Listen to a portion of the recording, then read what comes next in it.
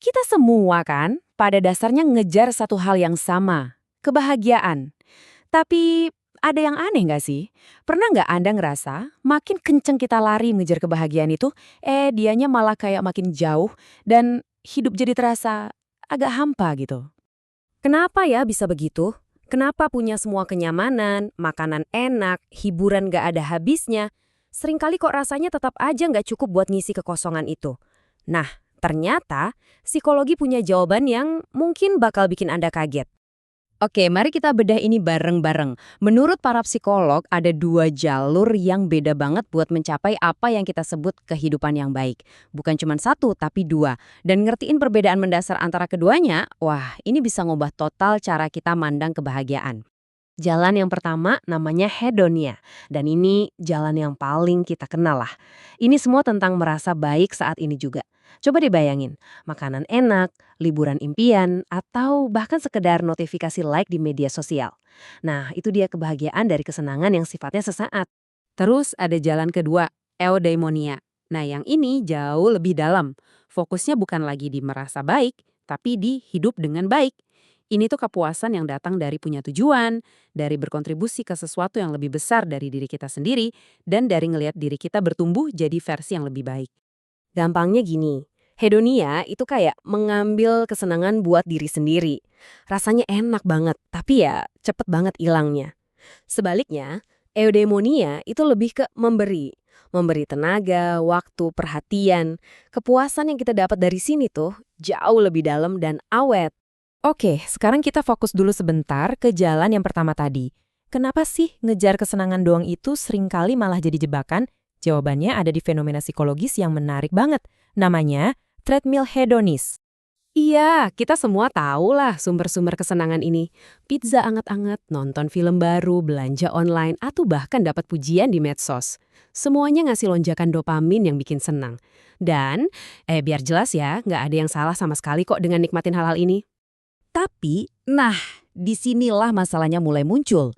Otak kita itu punya mekanisme namanya adaptasi hedonis. Artinya otak kita cepat banget terbiasa. Kue pertama rasanya luar biasa, kue ke-10, biasa aja. Akibatnya, kita jadi kayak lari terus di atas treadmill, butuh dosis kesenangan yang lebih gede, liburan yang lebih mewah, gadget yang lebih canggih, cuma buat ngerasain tingkat bahagia yang sama kayak dulu. Jadi, intinya begini. Kesenangan itu ibarat gula. Rasanya manis, tapi cepat hilang dan malah bikin Anda pengen lagi, dan lagi. Kalau ini jadi satu-satunya sumber energi hidup Anda, wah siap-siap aja buat terus-terusan ngerasa capek dan nggak pernah benar-benar kenyang. Ini adalah sebuah permainan yang dirancang supaya kita nggak pernah menang. Nah, sekarang mari kita lihat jalur alternatifnya, membangun kehidupan yang bermakna. Ini bukan soal nyari kenyamanan, tapi soal nyari kontribusi dan nilai. Dan ini adalah strategi yang jauh lebih kokoh buat dapetin kesejahteraan yang sejati. Sumber makna itu datangnya dari tempat yang beda banget. Coba bayangin, hubungan yang dalam sama orang lain, ngebantu sesama, berhasil nguasain scale baru. Ini semua bukan hal-hal yang kita konsumsi, tapi hal-hal yang kita bangun. Dan disinilah kita nemuin sebuah paradoks yang menurut saya indah banget. Hidup yang bermakna itu seringnya nggak gampang, tapi selalu terasa penting.